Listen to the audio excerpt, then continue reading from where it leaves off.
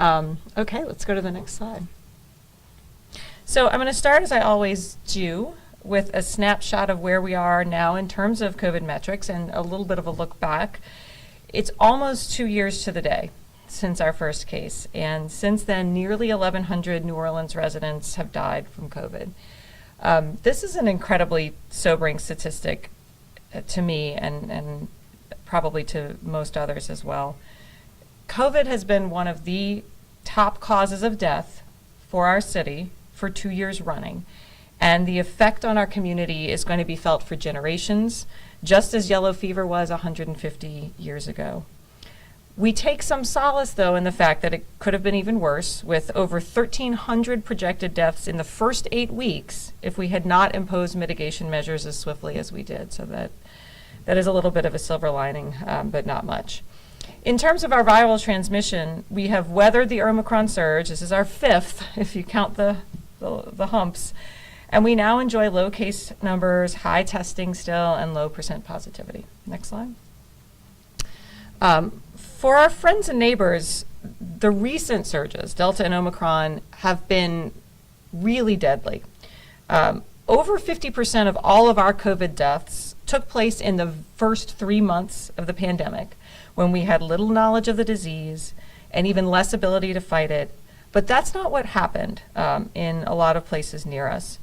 When we look at death rates, and that's the number of deaths from COVID per 100,000 residents, when we compare them to other representative parishes and the state as a whole during the Delta and Omicron surge, we see how much that our friends and neighbors have suffered.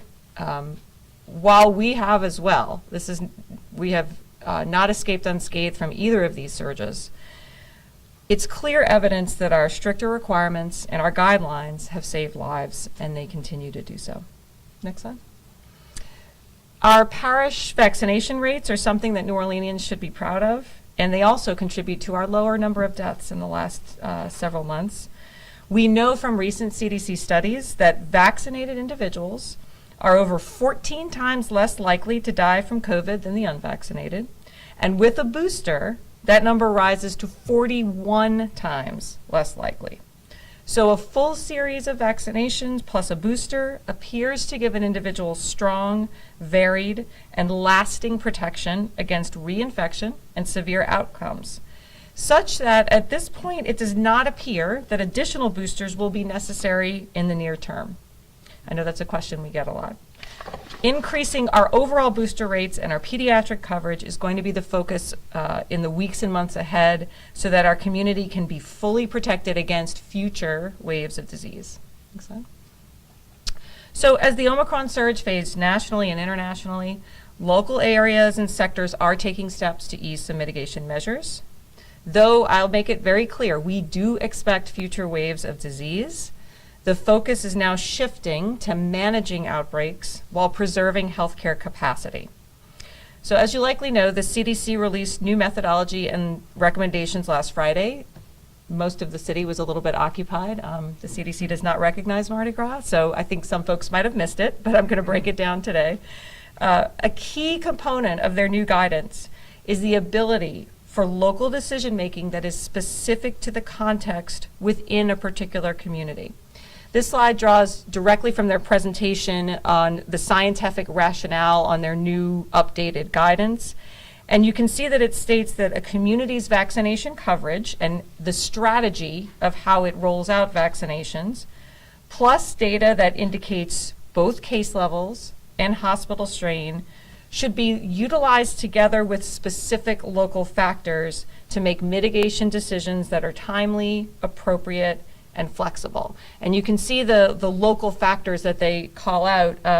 I like to think that our many months of discussion with them about the complexity and risky nature of large events such as Carnival help to inform this understanding that it really does vary, and that you have to understand what the conditions are like on the ground and give public health officials the tools they need to make the right decisions. Next slide.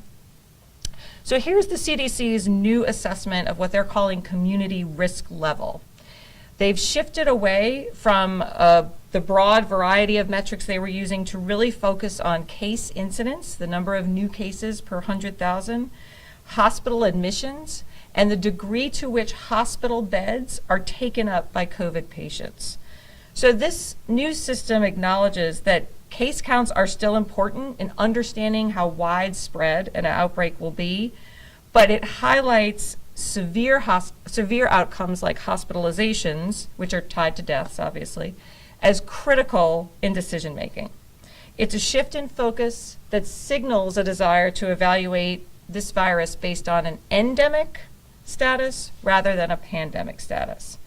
Again, you're going to hear me say this several times. I should caution that most health experts believe we will have future variants of concern that either cause local or widespread outbreaks. So we will continue to monitor all of the same metrics that have been on our dashboard since the beginning, but we are going to more strongly track and highlight the strain on our healthcare system in accordance with what the CDC put out. So where do we fit in this new system? On this Ash Wednesday, I'm happy to report that Orleans Parish meets the criteria for low community levels of virus according to the new CDC guidelines. Our entire city has worked very hard to get here, and our long-standing mitigation measures, despite frequent large events, so far seem to be holding. Next slide. And I just want to highlight what we've done to keep everybody safe in the last few weeks when we've all repeatedly engaged in incredibly risky activities. We began planning for Carnival last summer because we knew that a repeat of the suffering of Mardi Gras 2020 was not an option. And so we drew from what we knew worked, and that was masks, tests, vaccines, and clear communication. And our strategy was to blanket the city with multiple layers of protection. During parades and at our first aid stations, I actually think I have, I lowballed it. We've, at my last count, given out at least 30,000 home tests for individuals to take after the party's over. Everyone who tests early and isolates if positive is a break in the chain of transmission. In 2020, those chains of transmission were undisrupted and, according to studies that came out later, likely caused 50,000 or more infections and countless severe outcomes.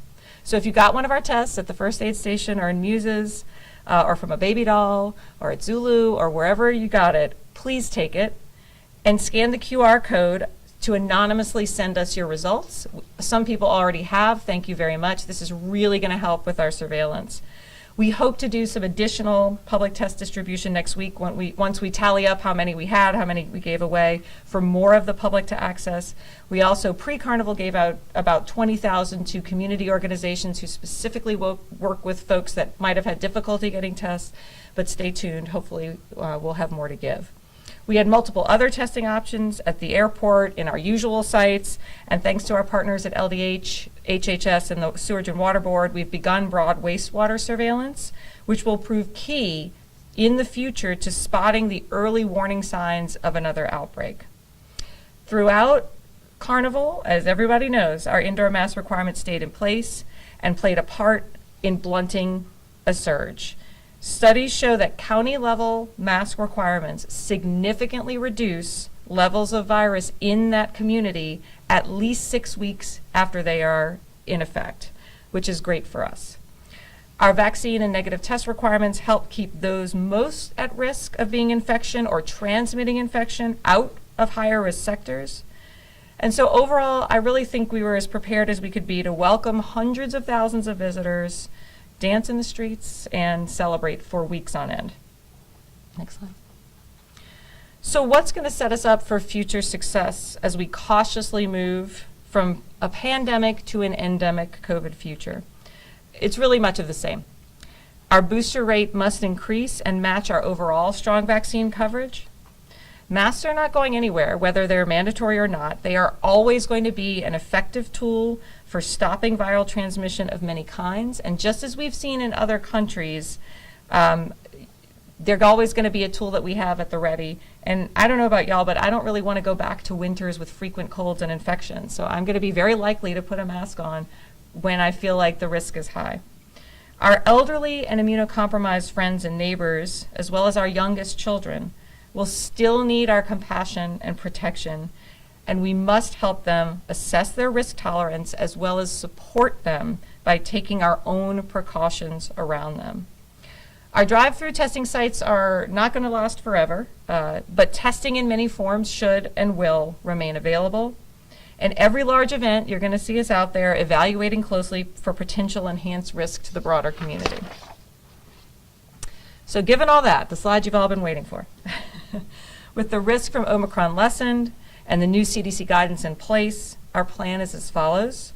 As of 6 a.m. tomorrow, Thursday, March 3rd, the indoor public mask mandate will be lifted. The greatest benefit of masking to our community has been during these past few weeks of repeated large crowded activities, particularly indoors, and the threat from those events has now significantly lessened as we enter into Lent and leave Carnival behind. We strongly support and encourage individuals' own decisions to continue masking. I will likely do so myself in many places. And we strongly support the right of businesses, schools, and other entities to continue to mask and require masks in their own individual sectors. Again, masking is simple, it's effective, it curbs the spread, it protects individuals, and we must respect and honor those who choose to do it. It is common decency. Over the next 2.5 weeks, we will carefully monitor the effect of Carnival on our local case counts and hospitals. It would be foolish to think we're not going to see an increase in cases after all of the events in the past few weeks. So it remains important to limit those who may be actively infectious and not protected from vaccinations from spreading the virus further. Since hospitalizations are such a critical part of evaluation and they generally lag infections by 2 to 3 weeks, it's key to have this period to see just what effect Carnival truly had. If we remain at stable levels as we are now, on March 21st, the vaccine negative test requirement for those sectors will be lifted. Next slide. So I really hope this is one of the last times I'll have to come up and talk COVID with the public. But again, we're not foolish enough to assume that it's not going to rear its ugly head and continue to find ways to challenge our community's health. And I just want everybody to be prepared for that. Simply wishing the pandemic to be completely over does not make it so, and viruses are unmatched in their ability to continue circulating, mutating, and harming. But at the end of 2 years, we are incredibly grateful for the patience, compassion, and commitment of New Orleanians that's got us here today. We would not be in the place we're at without everyone in this city. And our work in improving the health of all in COVID and beyond continues. So that's all I have. John, if you want to. We're on with the Q&A now. Does anyone have any questions? WWL?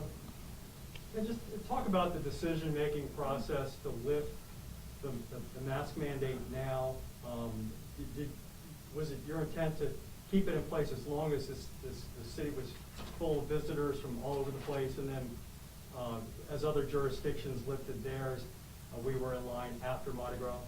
Right, and that's where that local context comes into play. Our numbers had started to improve sort of during the height of Carnival, but what masking does is keeps you protected in that acute time period where you are mingling with tons of people and getting close and shouting and dancing and doing all the things that you're doing. When everybody goes home and goes back to their normal life, it's not that they're not important, but that repeated risk you're taking has gone away to a large extent. So as we watched other communities do it, they are in a different spot. They don't have Carnival. So we appreciate the CDC kind of giving that grace to say it's really important to understand what's going on the ground. We have been in a low transmission according to their new, and then sort of waiting for their new guidance too. There's a lot of timing factors coming together. But understanding that all of our metrics for the past 2 weeks or so have pointed to a low level of transmission made us feel a lot more confident that we could lift it once the festivities were over. WVNO. Keeping in mind that local is going to make the rule on this deal, President last night speaks the State of the Union. He is the Chief Executive Officer of this country.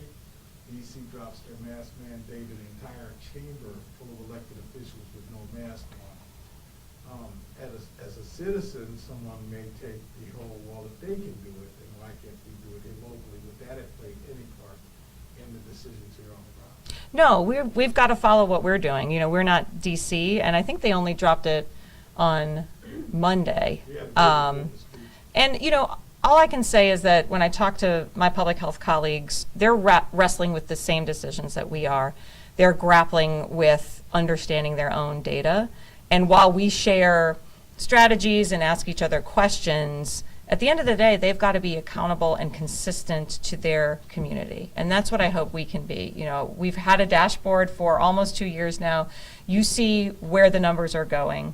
So if we can point to that and say we are being consistent, which we are, then I think that at the end of the day, hopefully that will engender trust. Vaccination and WD issue. Dr. Bingo, I know that you said on March 21st, we'll see where we are with the vaccinations. If you could just expand on that a little bit, so the studies are going to continue, and so March 21st, the city's hoping to have what they need to, what's going to happen? Right. So we're going to be looking at the new CDC, sort of our new metrics, cases, hospitalizations, percent of inpatient beds, as well as all of the other ones we've been using, plus the wastewater testing, which is new. If we remain in what CDC would consider a low risk level, and there's no other warning signs everywhere else, right? The wastewater is interesting because it generally predicts a rise in cases before the testing happens, because of what it's measuring. The virus is in your system and excreted from your system before you feel symptomatic and go get a test, right? So it's kind of the canary in the coal mine. We need that 3 weeks because if we are going to have a surge in cases, that's going to translate to increased hospitalizations in the next 2 or 3 weeks. And given that hospital capacity is now such an important metric, we have to have that grace period. If all of those remain stable or not concerning in the next 2.5 weeks, then on March 21st, we will lift the requirement for those certain businesses to have to require a vaccine or a negative test. So you're referring to the post-Mardi Gras possibility of a surge? Yes. that you're talking about? Yes, and the threat to the hospitals that would happen, that would begin 2 to 3 weeks later. Yep. All right, WD issue and then the advocate. Starting tomorrow, that applies, the mask change applies to schools as well? Yes, although I do expect that many schools will choose to keep it in place, and we strongly support that. That is in line. The CDC has not changed yet their recommendations for schools, nor has the American Academy of Pediatrics. So we strongly support any school that wishes to keep it. The advocate. With regard to the vaccination or test requirement, I mean, part of the goal of that requirement, my understanding, was to encourage vaccination. You're now trying to encourage boosters even. So are you worried if you take away that requirement, you take away that incentive for people to get vaccinated? I don't think so. I think that it clearly has worked. It clearly has helped us get quite well vaccinated, certainly compared to the rest of the state and even, you know, the rest of the country. I do think, though, that I think there are a few people left on the fence. I think that number is very small. And I think that largely everyone who has either wanted to get vaccinated or who has done it because of they wanted to, you know, go to a business or work at that business and get vaccinated, they've had now, gosh, more than 6 months to do that. And if they haven't done it by now, they're probably not going to do it. And unfortunately, that will still leave them at risk. We want to be able, though, to turn as well to those of you who've gotten vaccinated, please get that booster, because more and more evidence shows that that's going to be important. And I think we can do that. That's going to take a lot longer as well, but I think that's where our focus needs to be. Back to WWL and then WGNO. Dr. Abego, how are we positioned for the spring festivals that are coming up, which looks like a stellar lineup this spring in New Orleans? Yeah, it sure does, doesn't it? Again, we're hoping that history repeats itself for the third time, right? Generally, when we have seen surges, they have been in the summer and in the winter. I'm hoping that So I'm hoping that sweet spot of March, April, May will continue. There's no guarantee. But, as we live with this thing and we see patterns repeat themselves, we feel a little bit more confident that they will again. Again, focusing on getting our folks more boosted, getting kids vaccinated. The higher we can go in terms of vaccination rate, the better overall. We will experience periods where we have higher case counts.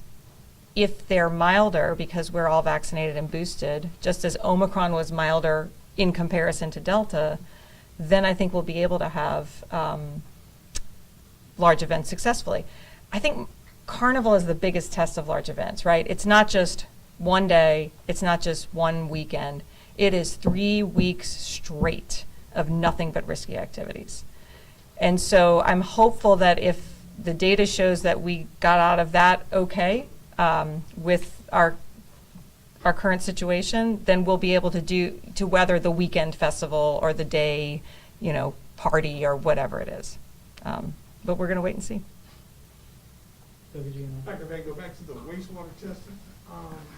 When did we start that and how often is it done? Yeah, it started, the first reading, I think, was taken the first Friday of parade, so whatever day that was, February 19th. That's the first time we have done this during the entire pandemic. So there's been some smaller pilots. Tulane University and LSU both have done it on their campuses, and those have been really interesting. It's a really useful tool for a college, especially if you can sample every dorm. Then you can figure out which dorm is starting to go up. You can test that whole dorm, and you can stop it from spreading. So it's really interesting.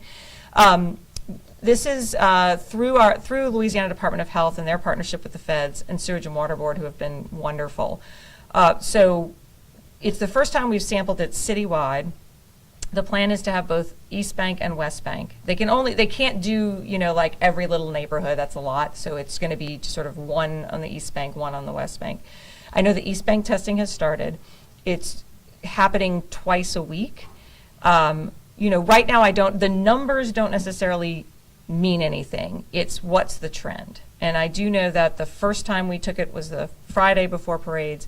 It was sampled again the Tuesday after that first weekend, and the counts went down, which, is good as a baseline. It doesn't really tell us what's going to happen over the next couple of weeks. So I'm hopeful that we'll get, in the next week or so, we'll be able to start seeing what the trend is. Final question from us. Dr. Begno, the Attorney General has subpoenaed the mayor and the school board head as a part of this lawsuit.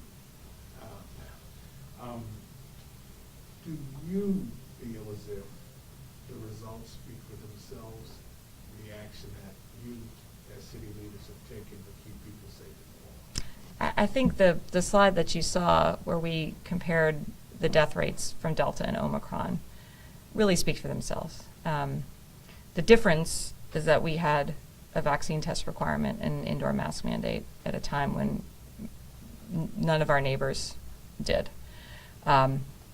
The research all points that way. So we know how devastating this could be. And I don't think New Orleanians ever wanted to repeat what happened in March and April of 2020. We lost too much. So I do. I feel that the evidence is pretty clear. Last two questions, the advocate. Did you have a question? Okay, last two questions. Could you clarify the situation for public schools in New Yes. Orleans? Because I know that's first on the mind for a lot of parents. What is what you're doing today? How does that affect both the masking requirement and the vaccination requirement in Orleans Parish Public Schools? So the public schools can set their own masking rules. As of now, I have not heard that they are choosing to change their mask requirement. This is true of many schools all over the country. Even if the county or parish does not have an indoor mask requirement, the individual school or school board or school system may choose to impose that. We strongly support Orleans Parish in their decision to continue masking. But I have not heard if they will change anything. And on the vaccination requirement for the public schools, does this affect that at all? Oh, no. I mean, school vaccinations for generations have been required to enter school. The city doesn't. That is purely a function of the schools, and a necessary one, unless we want to return to the days of polio and measles and mumps and COVID outbreaks. So, yeah. Last question. Yeah, so just circling back to the Attorney General, does the threat of litigation have any influence on the timing of the city's decision to relax these rules? No, we make decisions based on science and data and public health, not on legal proceedings. Thank you all. Thank you, Doc. Thank you, guys. Thank you, Doc. Happy Lent.